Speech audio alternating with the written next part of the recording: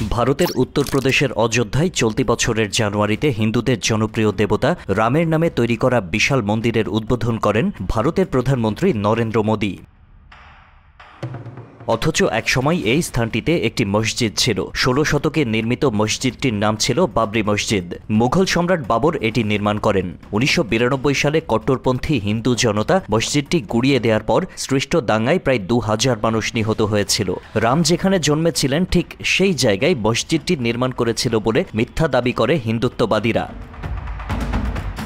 1992 সালের 6 ডিসেম্বর ঐতিহাসিক বাবরি মসজিদ ভাঙার একমাত্র লক্ষ্যস্থল ছিল রাষ্ট্র ক্ষমতা দখল। সেই লক্ষ্যে স্থির থেকেই আরএসএস তাদের সমস্ত শাখা সংগঠন এবং রাজনৈতিক সংগঠন বিজেপিকে সঙ্গে নিয়ে 1992 সালের 6 ডিসেম্বর ঐতিহাসিক বাবরি মসজিদ ধ্বংস করে।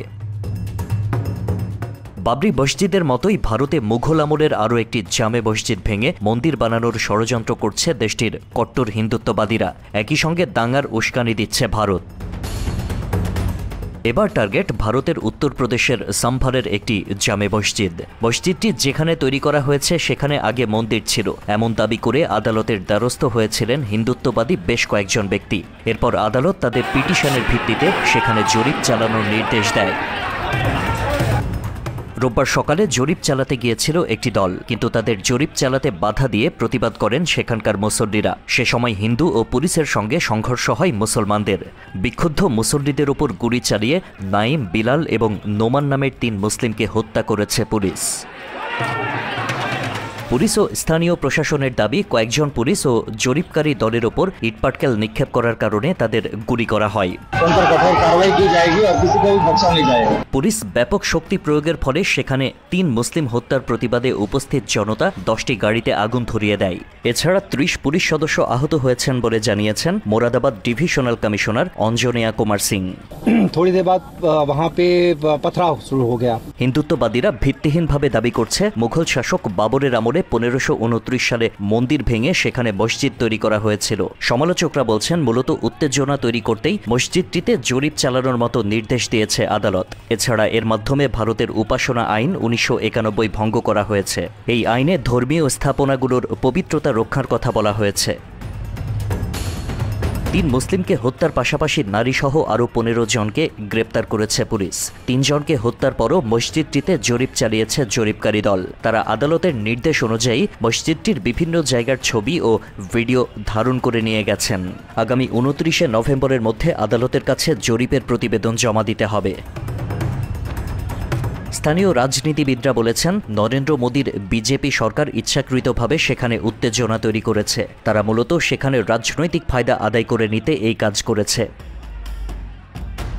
ভারতে মুসলিম নিধনে বাংলাদেশের পক্ষ থেকে কোনো প্রতিবাদ জানানো হয়নি, অথচ বাংলাদেশে হিন্দুদের ওপর কোনো নির্যাতন না হলেও এ নিয়ে মিথ্যাচার করছে হিন্দুরা।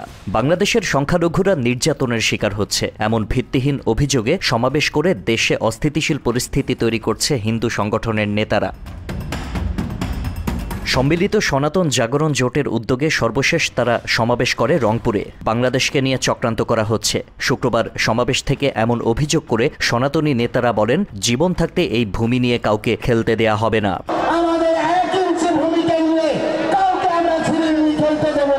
দেশে হিন্দুদের ওপর একের পর এক নির্যাতনের ঘটনা ঘটলেও সরকার কোনো ব্যবস্থা নিচ্ছে না বলেও অভিযোগ করেন তারা। সমাবেশে যোগ দিয়ে সনাতন জাগরণ মঞ্চের মুখপাত্র চিন্ময় কৃষ্ণ দাস ব্রহ্মচারী হুঙ্কার দিয়ে বলেন, হিন্দুরা কাউকে ভয় পায় না।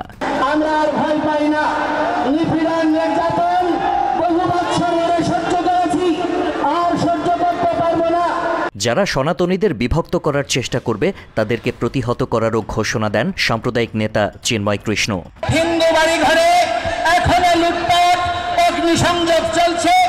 এমন হুঙ্কারের একদিন পর রাজধানীর বিমানবন্দর এলাকা থেকে ইসকন নেতা চিন্ময় কৃষ্ণ দাস ব্রহ্মচারীকে গ্রেপ্তার করেছে ডিবি পুলিশ। জানা গেছে, ইসকন নেতা চিন্ময় কৃষ্ণ দাস এদিন ঢাকা থেকে চট্টগ্রামে যাওয়ার উদ্দেশ্যে বিমানবন্দরে আসেন। সেখান থেকে তাকে গ্রেপ্তার করা হয়। 5 অগাস্ট গণ অভ্যুত্থানের পর বৈষম্য বিরোধী ছাত্র জনতা নিউ মার্কেট মোড়ে একটি জাতীয় পতাকা উত্তোলন করে। গত 25শে অক্টোবর লালদিঘি ময়দানে সনাতনীদের সমাবেশের দিন ওই পতাকার ওপর ইসকনের গেরুয়া রঙের ধর্মীয় পতাকা স্থাপন করে দেয়া হয়, যা রাষ্ট্রের অখণ্ডতাকে অস্বীকার করার শামিল। জাতীয় পতাকা অবমাননার অভিযোগে চিন্ময় কৃষ্ণ দাসের বিরুদ্ধে রাষ্ট্রদ্রোহ আইনে এ মামলা দায়ের হয়। ওই মামলায় তাকে গ্রেপ্তার করা হয়েছে। আশিক আহমেদ, বাংলা এডিশন।